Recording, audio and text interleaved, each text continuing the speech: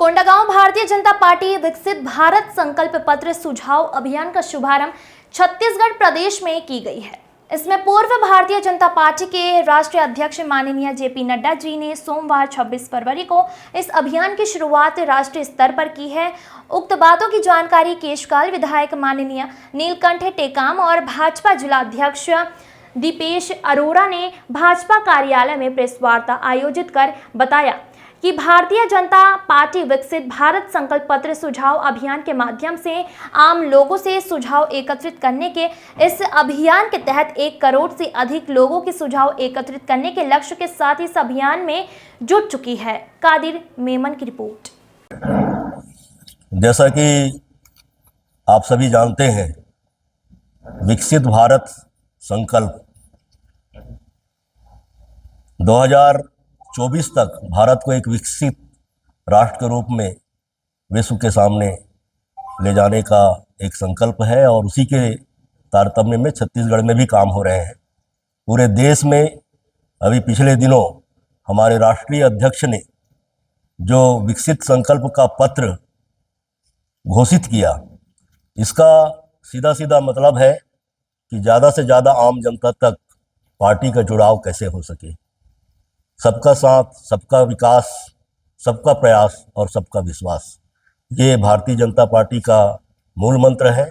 और इसमें हर वर्ग के साथ, चाहे वो युवा हो, चाहे यहाँ के किसान हो, विभिन्न समाज के समाज प्रमुख हो, पत्रकार हो, बुद्धिजीवी हो, महिलाएं हो, उन सब का एक समन्वित विकास कैसे हो सकता है और ना केवल कि विकास बल्कि उनकी सहभागिता कैसे सुनिश्चित हो सकती है, इसको ध्यान में रख करके ये विकास के लिए एक संकल्प पत्र और सुझाव पत्र मांगने का काम चालू किया गया है, जिसमें 2-3 तरीके से लोगों तक पहुंचने का काम किया जा रहा है।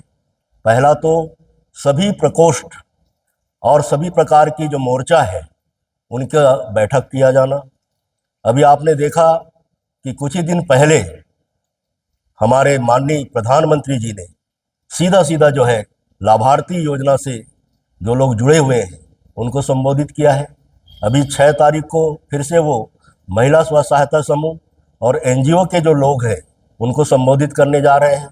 जैसा कि आप देख रहे हैं कि महतारी बंधन योजना, जो कि महिलाओं के आत्मनिर्भरता का सबसे बड़ा एक प्रयास है, उसको लेकर के 70 लाख महिलाओं ने अभी तक के अपना आवेदन पत्र जमा किया है और जिनके खातों में साल भर में 12,000, हर महीना 1,000 के मान से राशि जो है वो जमा कराया जाएगा, जिसके बारे में स्वीकृतियाँ बजट में ले ली गई है और शीघ्र उनके खातों में पैसा ट्रांसफ़र हो जाएगा। जो 3100 के मान से समर्थन मूल्य में धान की खरीदी की गई है, उसके अंतर की राशि भी, जैसा कि मोदी जी की गारंटी है, उसको ध्यान में रखते हुए माननीय विष्णुदेव साय जी ने ये दिशा निर्देश जारी किया है और शीघ्र अतिशीघ्र ये राशि भी लोगों के खाते में चला जाएगा। विभिन्न गांवों में, अलग अलग क्षेत्रों में हमारे एलईडी युक्त जो वाहन है उसका दौरा कार्यक्रम भी जारी हो चुका है। वो गांव-गांव में जा कर के भारत सरकार की जो योजनाएं हैं, छत्तीसगढ़ सरकार की जो योजनाएं हैं, उनको लोगों तक पहुंचाएंगे। उसमें एक सुझाव पेटी भी रखा गया है, जिसमें हर किसी को अपना सुझाव देने का अधिकार रहेगा कि एक विकसित भारत किस प्रकार का होना चाहिए। गांव, गरीब और किसान को लेकर के उनके दिमाग में क्या बातें हैं, बेरोजगारों को लेकर के, यहाँ के कलाकारों को लेकर के, यहाँ की कलाकृतियों को लेकर के लोग क्या सोचते हैं, उस बारे में सुझाव जो है वो आमंत्रित किए जा रहे हैं। तो ये कुल मिलाकर के एक 100 दिन का एक कार्यक्रम भारतीय जनता पार्टी ने सुनिश्चित किया हुआ है और उसी तारतम्य में आपके साथ आज ये छोटी सी मुलाकात की जा रही है।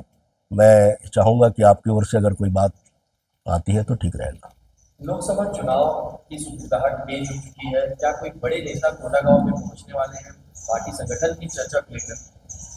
देखिए, अभी लगातार केंद्र और राज्य स्तर के जो जनप्रतिनिधिगण हैं उनका दौरा कार्यक्रम प्रारंभ हो चुका है और निश्चित तौर पर जब यहाँ पर चुनाव होगा तो विधानसभा के चुनाव में आपने देखा कि माननीय अमित शाह जी का दौरा हुआ था, इसके अलावा भी अभी कुछ दिन पहले उन्होंने यहाँ पर दौरा किया है। आने वाले दिनों में राष्ट्रीय स्तर के नेता का यहाँ पर दौरा संभावित है। लोकसभा चुनाव के लिए प्रत्याशियों की दावेदारी में कौन कौन अब तक नाम आते हैं? देखिए, दावेदारी तो काफ़ी लोगों ने किया हुआ है, लेकिन जैसा कि आप जानते हैं कि भारतीय जनता पार्टी का जो उम्मीदवार होता है हमेशा कमल छाप होता है, कमल फूल ही उम्मीदवार होता है।